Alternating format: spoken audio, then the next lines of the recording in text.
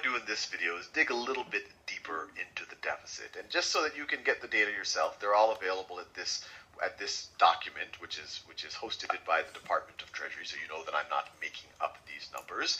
But just to review, the deficit is really a measure of how much you are overspending in any given year.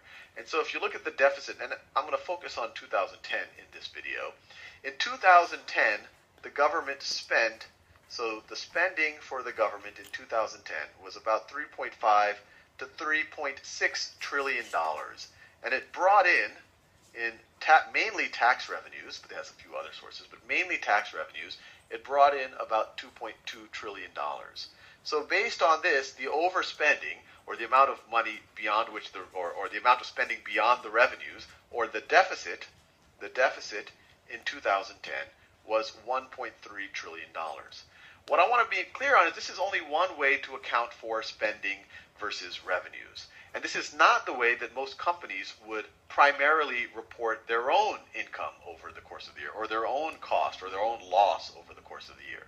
Most companies would not just have to account for their cash outlays, and that's all we're considering in this $3.5 to $3.6 trillion. A traditional company would also have to include any other liabilities or any other obligations they're taking on. For example, if I hire you and I promise to pay you $50,000 over the course of the next year, and I'm going to pay them to you in cash, but I also promise that when you retire, I'm going to pay you I'm going to give you a $10,000 per year pension. And on a traditional income statement, I would not just expense the $50,000. I would definitely put that in my expenses, and the government would put that in their expenses. But I would also have to account for this liability that I'm taking on. I would also have to say, look, in order for me to be able to afford a $10,000 pension at some future date, I have to make some estimates about when you would retire and how long you would live and what interest I could get on money and all of the rest. But I would have to say I would have to set aside some amount of money so that in the future I can meet that obligation. So maybe I have to set aside $2,000 this year and hope it grows properly over the course of the next 20, 30 years until you retire so that I can afford to pay you that much. Who knows? But I would also have to account for it right here, that extra liability. The government, in the calculation of the deficit, does not account for that extra liability. And it is taking on other liabilities. It is making these pension promises to government employees. It has obligations to the veterans and Veterans Affairs and all of that. And that is not taken account, or that is not accounted for in the deficit. It is accounted for in the gross costs. And you see here, we said when we look at just the budget, we're talking $3.5 to $3.6 trillion. That's direct cash outlays, or mostly direct cash outlays. If you include all of this other stuff, then it balloons to $4.5 trillion. $4.5 trillion. So in the previous video, I mentioned that the government right now, for every dollar that it's spending, it has to borrow 40 cents of that dollar. But if you really think about the total obligations that it has, and the total obligations being $4.5 trillion it took on, viewed that way, it only has about half of that. It only has about half of that coming in revenue. So every dollar in revenue, the government is taking on an equal amount of obligations that year. Some of that is going to express itself in terms of increased debt, and some of that is just going to show up as increased obligations. And you can see both of those things are increasing year after year after year. And depending on who you talk to, which side of the political spectrum, some people will blame it on Bush. They'll say, look at this, the spending increased under Obama, which someone on the right would say, but then someone on the left would say, yes, but the spending increased because we had to do all these bailouts. The economy went into started to tank at the end of 2008. We had to do all of these emergency things. As soon as the economy tanks, the deficit position gets worse because you bring in less revenue, and not only do you bring in less revenue because corporate profits are down, fewer people are employed, people start earning less, but you also have higher expenses because all of these automatic obligations kick into effect. Unemployment benefits, Social Security benefits, Medicare benefits, those increase. So deficits naturally get worse. But the whole point here is to say, regardless of what party you're on, things are getting worse and they don't seem to be getting better. And generally, you'll always see this net operating cost. Sometimes the net operating cost will look lower than the actual deficit like it did in 2008. And that's because there would be some type of actuarial or accounting re-estimate of the future obligations, maybe the pension obligations or whatever. But in most years, we're taking on more obligations than just our cash outlays. And that's why you see the operating costs so much higher than just the pure deficit right over here.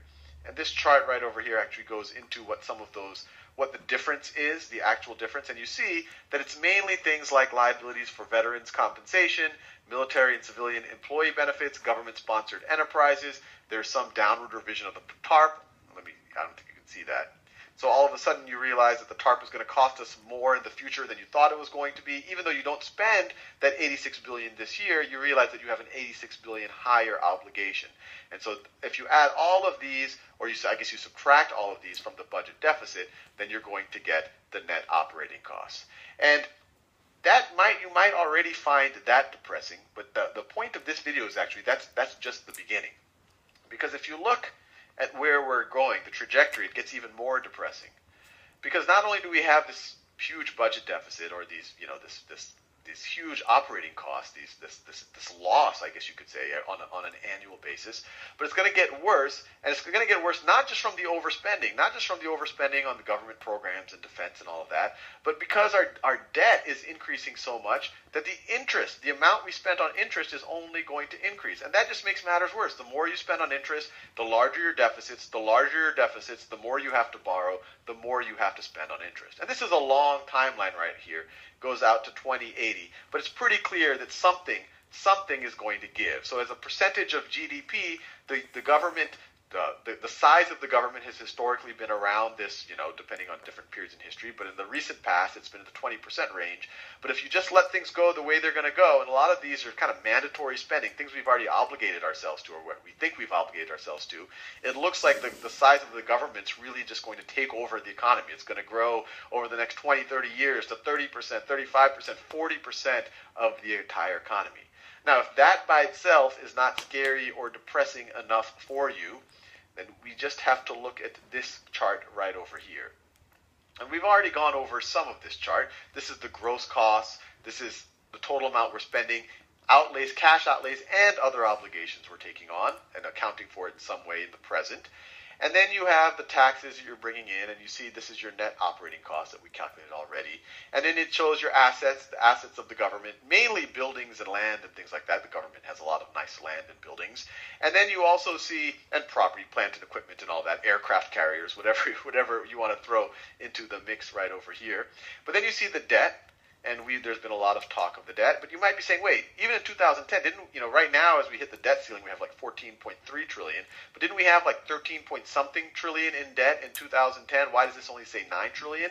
That's because we had another 4 trillion in debt that is not held by the public. This is just debt held by the public. And the public includes things like foreign governments, but there's another 4 trillion that is held by the government itself. So that is not accounted for. And that $4 trillion is mainly excess funds from the Social Security Trust that are all invested in treasuries, but the government at the end of the day is responsible for the Social Security Trust, and so it is not accounted for right over here. So you have $9 trillion there. You have another $6 trillion that is seldom talked about, which is benefits for federal employees and veterans. That's right over here. So huge obligations. So a total of $16 trillion in liabilities. Now, if that by itself doesn't scare you enough or doesn't depress you enough, we just have to go down a few lines on the statement and you'll see something that does. And this right here is the expected or the present value of the obligations for social insurance. And the way that they talk about social insurance, it's both Social Security and things like Medicare. So these things that we've promised we would pay to people in the future, or at least that we've told people that we will pay them in the future. And the present value, the easiest way to think about present value, and I've done videos that go into a little bit more depth on that, is how much money, given some assumptions, if you assume that if I put money aside and that money grows at some rate, how much money would I have to put aside in order to fund those obligations? And this value is over the next 75 years. And I want to make it clear, you might say, 75 years, that's, of course it's going to be a huge number. But remember, we're assuming that we can grow money. We're assuming that obligations that are 75 years from now, that if I have to pay someone $10 75 years from now, I don't have to put $10 aside. I might only have to put 50 cents or $1 aside and assume that 50 cents or $1 will grow by some percentage so that by the time 75 years go by, I'll actually have that $10. So this isn't this is actually a discounted value. This is assuming that the money that you could set aside today, that the obligation today, that it would grow to actually fulfill the actual amount that you have to pay. And this should scare you.